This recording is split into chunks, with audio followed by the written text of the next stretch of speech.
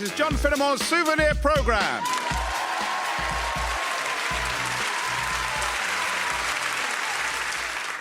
So, to sum up, it all comes down to the density of the timber. If we can keep it to, say, 500 kilograms a metre square, then the project's feasible.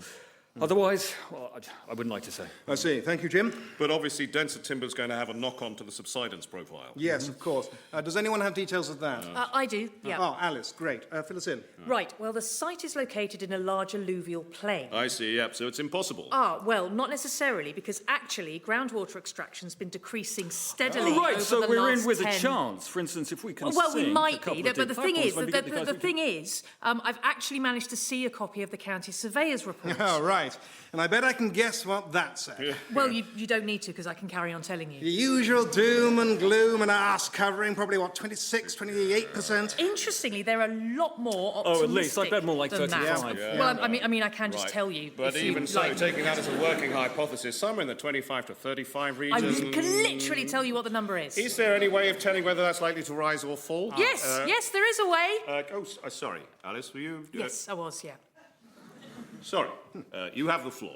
OK, so the number they're actually giving is only 18. Well, that does surprise me, because they're And I did, in usually fact, ask about their future projection, and the response was And the rest surprisingly is optimistic. history. Well, no, the rest is news, which I have, and I'm in the process of giving to you. So I think what Alice is saying here is that we can No, guys, I'm afford to be a actually bit here. more You confident. don't have to guess. It's not like a séance. I can Well, tell actually, I you think that is what what I'm she's saying. saying. Guys, hello? Yes, she's certainly saying something, isn't she? I mean, can anyone hear me? Sounds like she's got some pretty important information. I haven't. I just... Only there was some way of finding out what she knows. I mean, you could just shut up and let me Some tell sensible, you. realistic way that still involves me talking. Men, just let us finish. You're doing really, really well these days about letting us start talking sometimes. We're very proud of you. Now, just go that extra mile and let us finish talking. It's not... That's right. Don't just cut in because you think you know where she's going with it.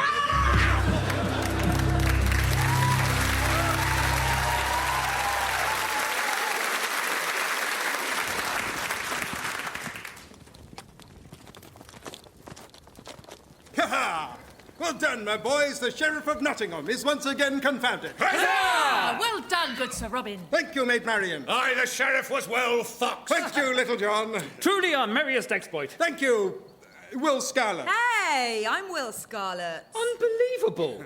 Ha-ha! I know. I was making a merry jest. Don't try and ha-ha your way out of this, Robin. You're always doing this. It's incredibly rude. Well, look, I'm sorry, OK? I just always get you two mixed up. Because, you know, you're the only two who don't have a thing. A thing? Yeah, the rest of us all have a thing about us. Like, there's me, Robin Hood, the leader, Robin of Locksley, Robs from the rich... Yes, OK, you've demonstrated you know who you are. Right, and then there's Maid Marian, who's the girl one. Hey, I'm not No, defined. I know you're but- not, darling. I'm just saying that's how I remember you. And then there's Little John, who's actually big, so that's funny. And Friar Tuck, who's the vicar I've got for some reason. And then there's you two. You know, you're just a bit samey, that's all. Don't try and make this our fault. You've only got 5 merry men, one of whom's your girlfriend. You ought to be able to tell us apart. I can, mostly I can. It's just I can never remember which of you's Will and which of you isn't. Oh, my God, you still don't know my name. I do. Say it then. It's just on the tip of my tongue. Alan Adale. Oh, right. Oh, no, I wasn't going to say that at all. Alan? Are you sure? Of course I'm sure. Alan Dale. Alan Adale. I don't think using your middle initial's going to take the curse off it. Alan the Outlaw? Might as well be Keith. Oi! My name's Keith. What? No, it's not. Bloody is. Keith Tuck. Seriously? Yeah, what, do you think my first name was Friar? No, but I didn't think it was Keith. Well, thank God for Will Scarlet and Little John. John Little. What? My name's John Little. I put my names in the wrong fields on the sign-up form. You seem to really like it, so I just went with it. I'm not even that big or little. Right, so my merry band of swashbuckling outlaws include Alan Dale, John Little, and the Reverend Keith Tuck. You sound like a Crown bowling team. Oh, I'm sorry you feel that way, Robin. Hey, yeah, Robin and Marion. Don't drag me into this. Hello, yes, we're Robin and Marion Hood from Nottingham. We book through booking.com. Yes, we did actually book a super deluxe room, and this appears to be just deluxe. That's right, Robin and Marion Hood from Nottingham. All right. Major point. No one is to make any more jokes about anyone's names, 'cause they're all a bit rubbish. Will Scarlett's actually quite cool. Well, we'll find you be leader then.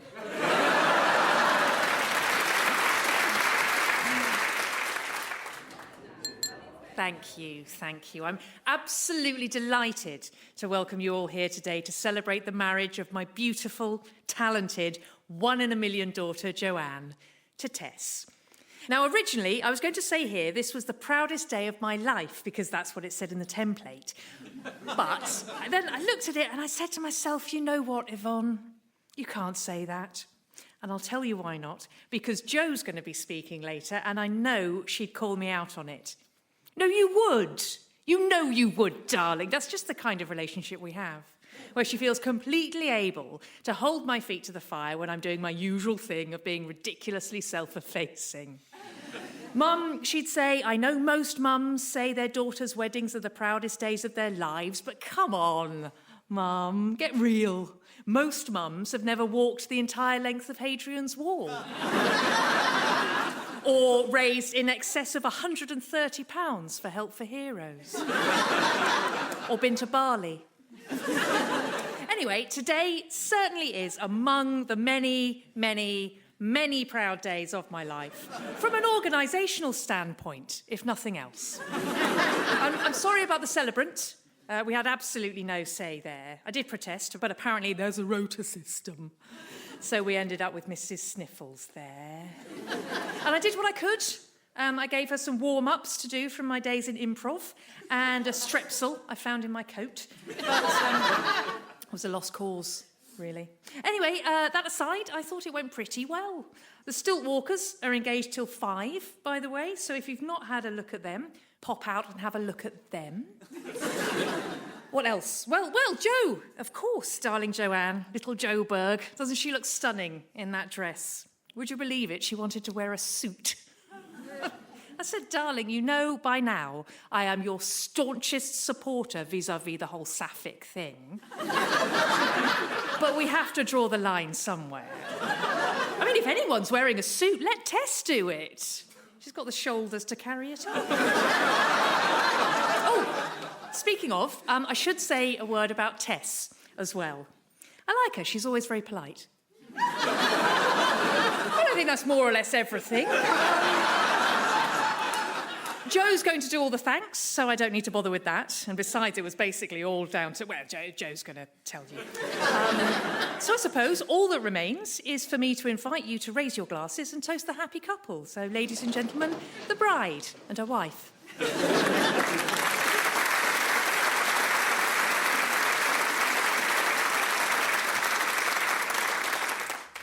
Hello, Mr. Cactus. Hello, little strawberry. Cactus? Yes, strawberry? Why are you so spiky? Oh, that's easy, strawberry. If I wasn't covered in spikes, animals would try to eat me. Oh, I see. Strawberry, Yes, Cactus. why are you so soft and bright red? Well, Cactus, if I wasn't, animals wouldn't try to eat me. Right. That's also why I'm delicious. Are you? Oh, yes. Really yummy. OK. So, one of us has really messed up then. Yes. It looks like it. God, I bet it's me. Hooray! The rapture! Pickles! Bye-bye, Mr. Cactus! No, it was her.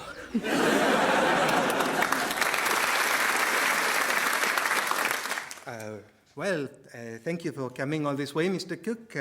Your book proposal is most interesting, but my board would like to know a little more about you. You are an historian, yes? No, don't know much about history. Oh. I see, then your background is in biology? Don't know much biology. Ah, and yet your proposed book is entitled An History of Biology. That's right. Ah, so I see, you intend it as a layperson's science book. Don't know much about a science book. Okay, so here we are in Paris. And of course, we tend to publish our Don't know books much in... about the French I took. I wondered whether you would. Well, Mr. Cook, forgive me, but what do you know? I do know that I love you.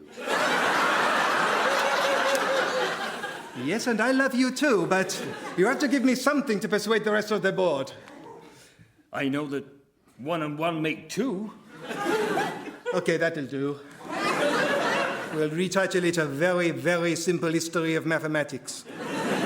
Une histoire de mathématiques très très simple. There you are. You see, I told you, you're always doing yourself down.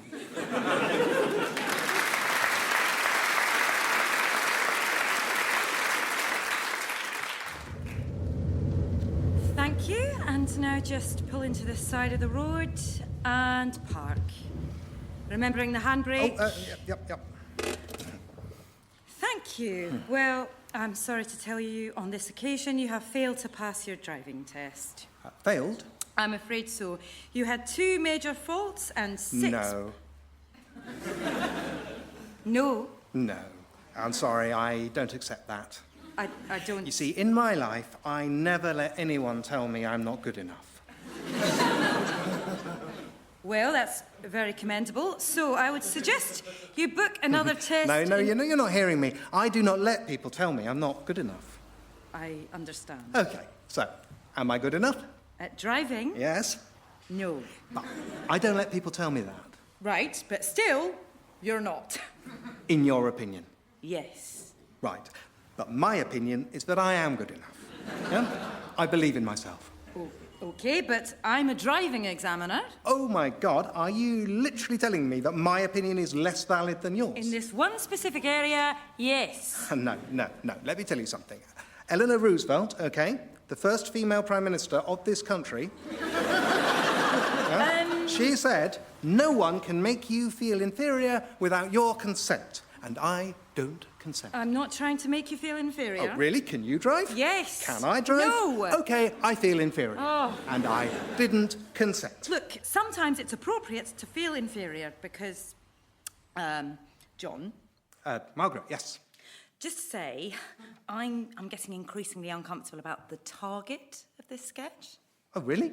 Yeah, it started off being about one particular annoying phrase, but somewhere it seems to have turned into a kind of generic, hacky piece about millennial snowflakes. Fair enough. I'll tell you what's happened. I was thinking I'd like to be one of those comedians who offends everyone equally, you know? Where no one is safe. Yeah, okay, you're really not, though. No, I know. Loads of people are safe. I think you actually... you actually make people feel more safe. Yeah, I know. So I thought I'd try and put that right. And, you know, I've done loads of sketches about uptight, conceited old people, so I thought it might be good to find a different target. Yeah, that's one explanation, sure. Of course, another explanation is that when you started doing this show, you were 33, which is the old end of young. Okay. Yeah, whereas now you're 41, which is... You don't need to finish that sentence. the young end of old. Oh, but you have done. Yeah, so maybe all that's happened is that over the course of this show, you've gone from being a young person who finds old people irritating to an old person who finds young people irritating in real time. Fine. Here's a sketch about irritating old people. Yeah, won't make you 33 again. Shut up!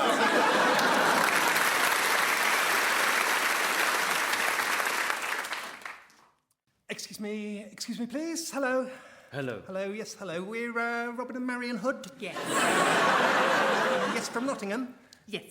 Yes, we booked through TripAdvisor.com. Ah, you are welcome to our temple. Yes, and it's very nice, don't get me wrong. Don't get him wrong. Don't get me wrong. But it does have to be said. He does have to say I do. The fact remains that my wife and I have been waiting for nearly half an hour now, and we just feel, you know, like more or less the same. The same. Yes. Ah, and how do you want to feel? Well, what we want is what we were promised in your literature, which was an epiphany. Yes. Yes. The temple was advertised as a place of tranquility and epiphany, but we've now been here for 27 minutes and not a thing. Nothing. It's just mainly boring. It is not given to everyone to experience an epiphany. Given? Sorry, I to be clear, not actually asking to be given anything. We have actually paid to visit this temple, so... Yeah. Perhaps you are not ready for enlightenment. Yeah, I actually doubt very much the problem's with me. I happen to be an exceptionally spiritually receptive person, and so, to a lesser degree, is my wife. To a lesser degree. Yes, I said that. Yes, when we went round Chartres Cathedral, the Holy Spirit descended on me in 3 minutes flat. The priest said it was the quickest he'd ever seen it descend on anyone. Yes. And it was the same at Machu Picchu. I was barely out of the coach and I had a full-blown epiphany. And I had a little one. Did you? I don't remember that. Oh, well, you were busy having yours, but yes, a little one. It was about moving the whiteboard to the back of the utility room door. Not sure that counts as an epiphany, dear. I think that's just having an idea. It struck me with the force of an epiphany, and I was looking right at Machu Picchu at the time. Oh, well, maybe it was one then. You see, within 5 minutes at Machu Picchu, we had, as a couple, between 1 and 1.5 epiphanies. But after the best part of half an hour staring at your little Buddha, not a sausage. I am sorry for you. Well, that's all very well, but what are you going to do about it? Nothing. Nothing? Nothing? Yes? Nothing. Even as a solid rock is unshaken by the wind, so are the wise unshaken by praise or blame. Well, that's very convenient, I must say. Well, come on, Marion, we're clearly wasting our time. Farewell. It's only fair to warn you, this exchange will be fully documented on TripAdvisor.com. Yes, and Robin is a level 6 reviewer. Yes, level 6. 6? Yes.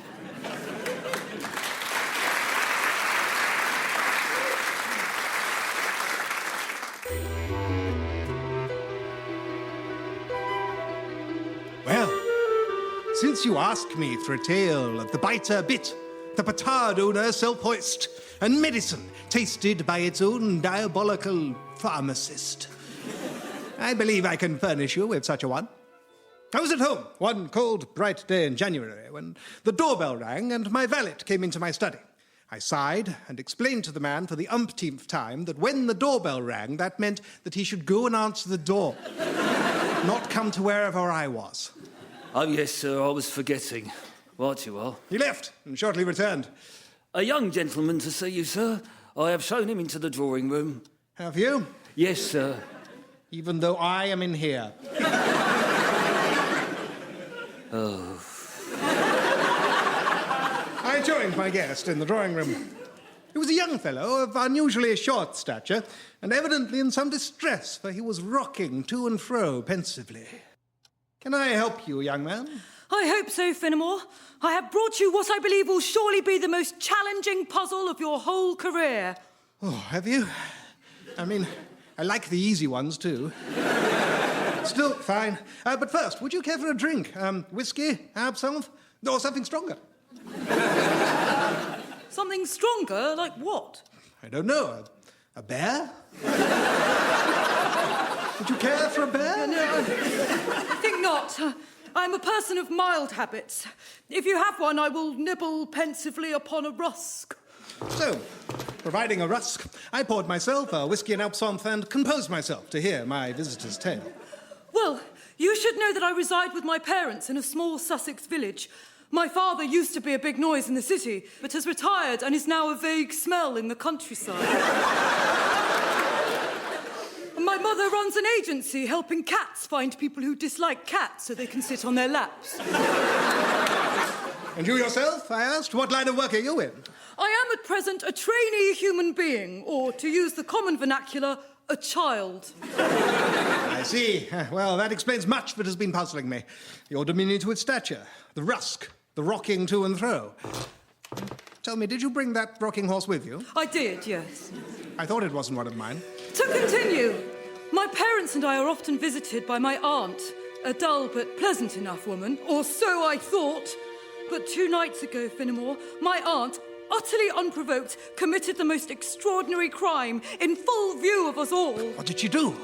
You will scarcely believe me when I tell you, Finnemore, but I assure you it is no more than the literal truth.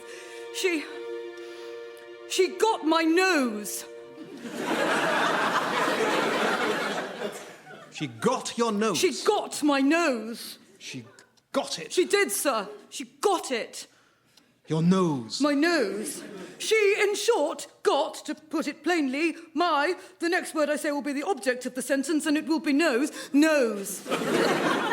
You are certain? Wretched woman left no room for doubt. She positively crowed about her achievement. Got your nose, she cried, in the broken cackle of a mad woman. Got your nose! What a chilling tale.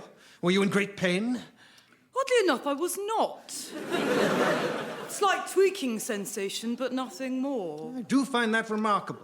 You see, sir, I myself have had my nose pulled off my face on 3 separate occasions. Once by a malevolent sister, once by a playful monkey, and once during an admittedly incautious investigation into the case of the malfunctioning threshing machine. But on each occasion, I can assure you, the pain far exceeded what even the most stoical child would describe as slight tweaking. Sir, if you are insinuating I was mistaken, let me tell you I positively saw my severed nose gripped tightly in her hand. There is no possibility of error. I see. Do you remember, by any chance, in what manner she held it? Sir, every detail of that scene is forever imprinted upon my mind. She held it between her index and middle finger. Aha. I rather wondered if she did. Most instructive. But what possible bearing can that have upon the case? Perhaps none, sir, perhaps none. Merely a little idea of my own. Well, as you can imagine, I was much distraught by the loss. It was a particularly fine nose, sir. I have, in fact, twice won the cutest little button nose in all the whole wide world competition, as judged by my grandmother. Accordingly, I demanded my aunt return it to me. And now, Finnemore, comes the most extraordinary circumstance of the whole affair. She did. She gave it back. More than that, sir. She restored it to my face. That seems medically implausible. Nonetheless, such was the case. And that is the baffling case I wish to engage you to investigate. The case is solved. Surely not. Surely so. What were the curious points of the narrative? First, that your aunt, previously a woman of blameless character, should suddenly assault a beloved nephew for no personal gain. Second, that the pain was so slight and the repair so effective. And finally, sir, the curious question of the aunt's nasal grip. Perhaps you will indulge me in an experiment. I have here a small bowl of noses. Pray, select one and hold it up to me. Very well. This one. Ah, precisely. You will observe, sir, that you are holding it as 99 out of 100 people will between your index finger and thumb. That is the natural way in which to hold a nose. And yet, your aunt chose to hold it between her index and middle fingers. Surely a most inconvenient arrangement. You see, it is my belief that your aunt is an accomplished conjurer. At the moment of tweaking your nose, she slipped her own thumb between the 2 fingers before mentioned. It was this thumb which she then displayed. Reverse the procedure, and voila, the illusion was complete. Bravo, Finnemore. Extraordinary. A mere trifle, I assure you. But as I attempted to rise, a curious thing happened. My legs gave way beneath me, and I collapsed back into my armchair like a walrus into an armchair. My guest regarded me with a sardonic eye. Then it has begun to take effect. Take effect? What? You see, Finnemore, your theory is a pretty one, but there are some points it does not explain. The first is this. With which he gravely pinched his nose, which went what I can only describe as squidge. A copy, Mr. Finnemore. Plasticine. An extraordinarily fine copy that would deceive all but an expert. But a boy knows his own nose, Finnemore. And mine was not orange. Besides, do you seriously suggest that I cannot tell my own nose from an elderly woman's thumb? No. She got my nose. But who would want it? I dived into the criminal underworld and spoke to every schnozman, hootersmith and conk-fence I could find. They all told me the same story. There is but one man in Britain with an apparently insatiable desire for noses. A man so arrogant that he showed me, of his own volition, a bowl full of noses in his own possession. Who has a bowl full of noses, Finnemore? It's not a normal thing to have. I can explain. I don't want your explanations. I simply want my nose back. Return it, sir. I cannot. You must. It is impossible. You see, in the short time since I received your nose, I have become very attached to it. You have made much in our interview about your supposed skill in recognizing your own nose, but I fear you have overlooked it today, although all the time it has been right in your field of vision.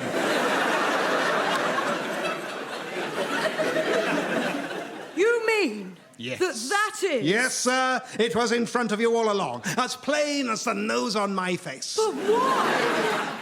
I told you already that I had had my own nose pulled off on 3 occasions.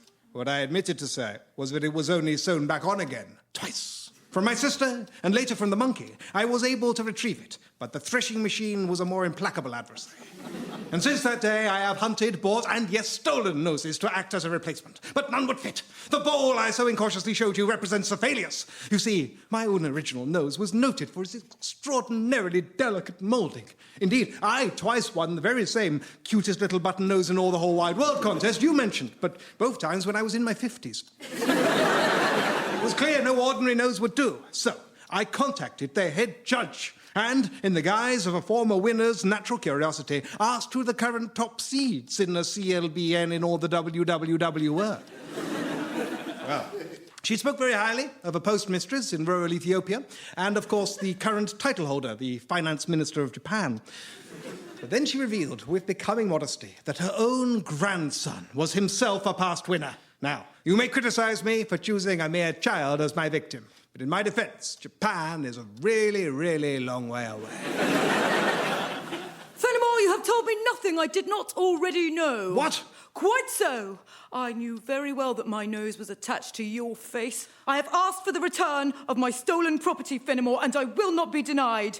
That is why I drugged your whiskey and absinthe, and it is also why I have smuggled into your rooms, inside this innocent-looking rocking horse, someone I believe you already know.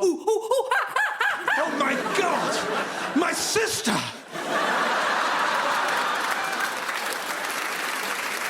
Got your nose!